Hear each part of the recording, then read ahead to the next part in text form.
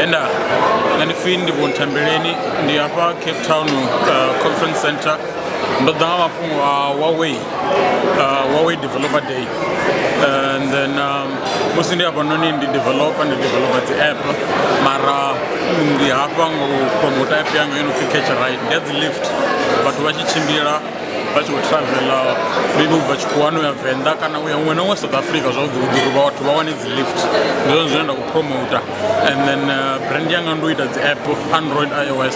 In fact zwino hapa noni ndo ḓo connecta na Huawei. Vhunzhi ha vhathu South Africa vha shumisa Huawei i khou penetrate market, so zwino ndo nyago tshimbila na trend dzine dza khou itea kha shango ḽa technology zwavhuḓi. So ndi nṋe hoyo Ndivhuwo Ntambeleni Catch a Ride, and then ndi ita dzi app vhathu vha download app vha shumisa yone u wana dzi lift vha tshi khou tshimbila na vhathu.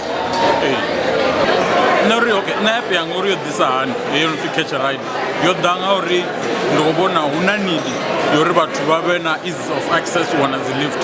Zwa zwino hu shumiseswa Facebook u posta uri nṋe ndi wa gai ndi khou ṱoḓa vhathu vhangana, so heyi app i thusa u automata heyi process yoṱhe vhathu vha wana app vha shumisa yone u wana dzi lift kana u wana vhathu vho lift. So app iyi noni i vha i tshi khou pusha vhathu uri vha vhe more interested kha technology, and yo itiwa nga vhathu vhashu riṋe vha South Africa, yo itiwa nga nṋe. Zwi amba uri ri khou pusha uri nango ari aluwe kha shango ḽa technology. Ndi zwone zwine app ya ita. Zwino ri humiseleli murahu nyana hafha Ndivhuwo, ri vhudzeni nga Ndivhuwo uri na Ndivhuwo ndi nnyi, u bva gai, ende o alusa hani kana o dzhena gai tshikolo? Okay, so Ndivhuwo Ntambeleni o aluwaho fhethu ho fhambanaho, o aluwa Khubvi a dovha aluwa Milwani, Thohoyandou Unit C. Ndivhuwo o dzhena tshikolo Makwarela primary, and then aya dzhena Mbilwi, ndi hone he a vha interested kha mafhungo a computer, and then I decided u gudela computer science University ya Pretoria. Ndi hone hune zwo thoma hone u ita zwa dzi app tshetshiḽa tshifhinga tsha Blackberry, ndi hone a thoma u itiwa dzi app hone ha itiwa zwa Android. Zwino vho itiwa zwoṱhe Android, iOS, and then u khou nyaga u move na kha i operating system ntswa ya Huawei ndo pfi Harmony OS. So hoyo ndi ene Ndivhuwo ane vhathu vha ḓivha. Fhano ndo ḓisa hani, ndo ḓa nga flight yo badelaho yo sponsoriwaho nga Huawei, vha dovha vha sponsora futhi na accommodation. Vha khou itela uri vhathu vha ḓe u vhona zwori Huawei i khou thusisa hani lushaka, nahone Huawei i khou ita uri zwithu zwi vhe easy hani for riṋe dzi developers uri ri kone u penetrate market wa dzi app.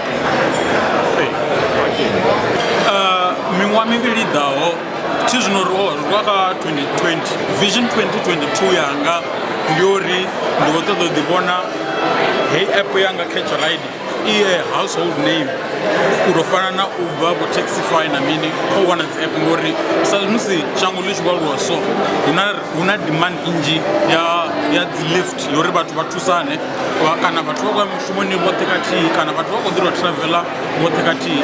In fact a i ngo targeta vhathu vha dzi goloi fhedzi dza private, yo targeta na dzi taxi industry i khou fanela u penetrate iyo uri i vhe technological. Muthu a sa ye a ima tshiṱaratani a khou nyaga lift kana a khou lindela taxi, u fanela u ḓivha zwa uri taxi i khou ḓa nga tshifhingaḓe, u seiva tshifhinga na uri vhathu vhashu vha upliftee kha mafhungo a technology. Ndi hune Ndivhuwo wa ḓi vhona hone app heyi noni i household name. Zwino uri vhathu vha ḓivhe ngayo ni khou ita mini Ndivhuwo? No vha ḓivhadza nga app yanu nga nḓila ḓe?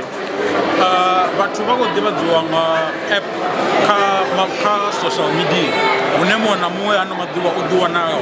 Zwi amba uri hu na advertising ine ya itiwa kha dzi group dzedzi dza dzi lift, ha dovha havha na advertising ine ya itiwa kha news feed ya vhathu hanefha uri vhathu vha kone u vhona uri okay app i wanalisa hani. So ndi hone hune fhethu hune ra khou zama uri u penetrate vhathu vhane vha exposed kha social media ine wono vha hone, vhathu vho no ḓowela. Zwino uri vhathu a vha ye kha app uri vha kone u wana thuso ine vha ṱoḓa regarding this issue. Yes.